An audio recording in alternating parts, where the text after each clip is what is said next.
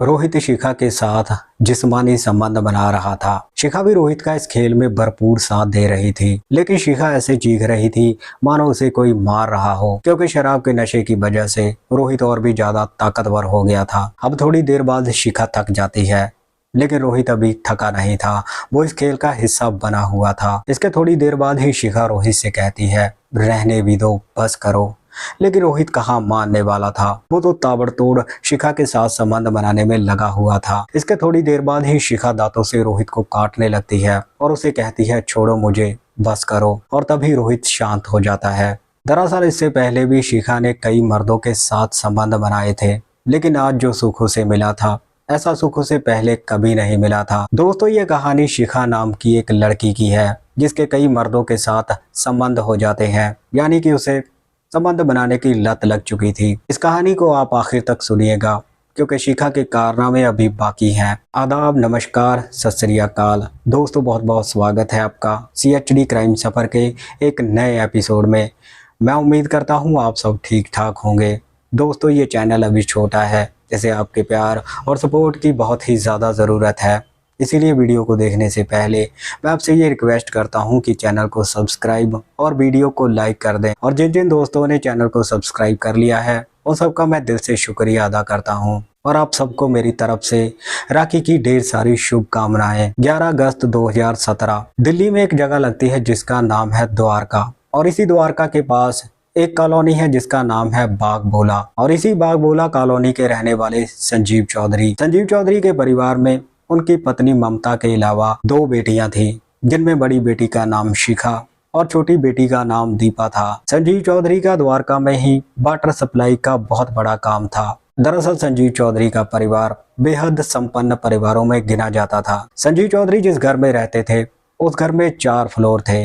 एक में वो खुद रहते थे और 3 को किराए पे दिया हुआ था। संजीव चौधरी की बड़ी बेटी शिखा दिल्ली यूनिवर्सिटी से ग्रेजुएशन कर रही थी। संजीव चौधरी के घर में आशीष नाम का एक किराएदार रहता था, जिसका शिखा के साथ अफेयर भी चल रहा था। शिखा चुपके से आशीष के कमरे में चली जाया करती थी और उसके साथ काफी देर तक बातें किया करती थी।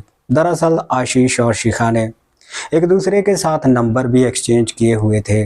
दोनों रात भर फोन पर बातें करते, व्हाट्सएप पर चैट करते। अब इसी तरह से वक्त आगे बढ़ रहा था और इसी बीच में 1 जनवरी 2018 को आशीष का बर्थडे आ जाता है और आशीष पूरी बिल्डिंग को पार्टी देता है। आशीष केक के अलावा और भी कई सारी चीजें खाने पीने के लिए लेकर आता है। अब सभी लोग पार्टी करने के लिए आशीष के कमरे में चले जाते हैं। इस पार्टी में शिखा का परिवार भी शिरकत करता है। अब रात के 10 बजे तक बर्थडे सेलिब्रेशन चलता है और रात के 10 बजे के बाद सभी लोग खा पी कर अपने अपने घरों में जा चुके थे। तभी रात के 1 बजे शिखा अपने कमरे से चुपके से निकलती है और आशीष के कमरे में चली जाती है। दरअसल शिखा और आशीष का पहले से ही ये प्लान था कि वो रात को बर्थडे पार्टी का आयोजन अलग तरीके से करेंगे। अब जैसे ही शिखा आशीष के कमरे में पहुंचती है, तो उसे देखकर आशीष की आंखों में चमक आ जाती है और तभी आशीष फ्रिज से बियर निकाल कर लाता है। अब दोनों जमकर बियर पीते हैं। बियर पीते पीते ही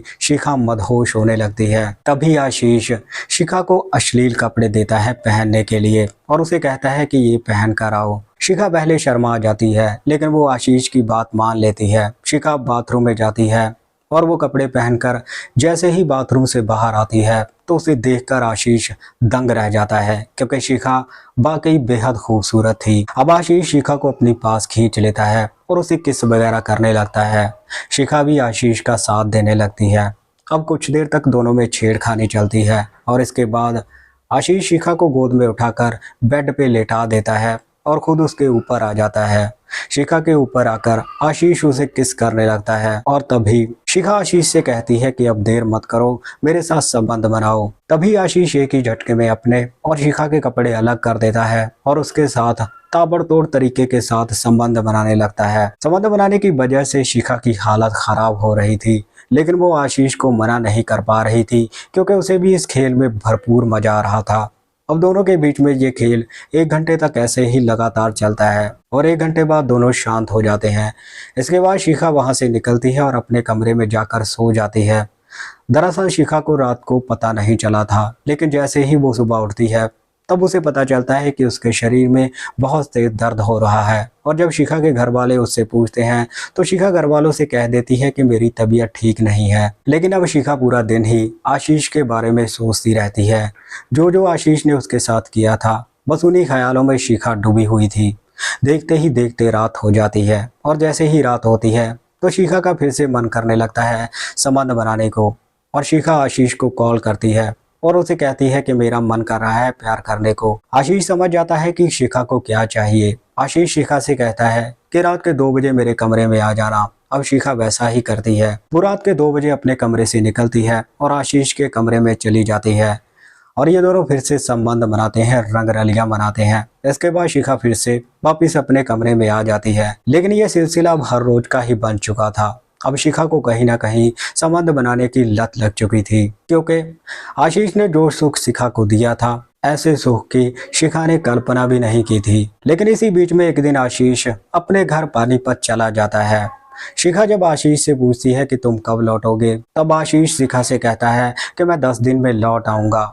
लेकिन 10 दिन बीत जाने के बाद भी आशीष वापस नहीं आता। और जैसे ही शिखा आशीष को कॉल करती है तो उसे पता चलता है कि आशीष की तो विदेश में नौकरी लग गई है, वो फिर कभी वापस नहीं लौटेगा। अब क्योंकि शिखा की तलब पूरी नहीं हो पा रही थी, इसीलिए शिखा पूरा दिन घर में गुमसुम रहने लगी थी। अब इसी बीच में एक दिन शिखा की सहेली उससे मिलने के लिए शिखा के घर में पहुंचती है और शिखा से कहती है कि तुम ऐसे पूरा दिन घर में गुमसुम बैठी रहती हो, क्यों ना तुम मेरे साथ जिम में चला करो। मैं पास ही के एक जिम में जाती हूँ, तो जिम में जाओगी तो तुम्हें अच्छा लगेगा। शिखा सहेली की बात मान लेती है और ठीक अगले दिन से ही वो जिम जाने लगती है। और अब शिखा को जिम में जाते हुए 1 महीना बीत चुका था। तभी शिखा एक दिन जिम के ट्रेनर रोहित से कहती है कि सर, मुझे भी आप ट्रेन किया करो, मुझे पता नहीं चलता कि कौन सी एक्सरसाइज करनी है। रोहित शिखा की बात मान लेता है और वो उसे ट्रेनिंग देने लगता है। ट्रेनिंग देते देते रोहित शिखा के यहाँ वहाँ हाथ लगा देता था।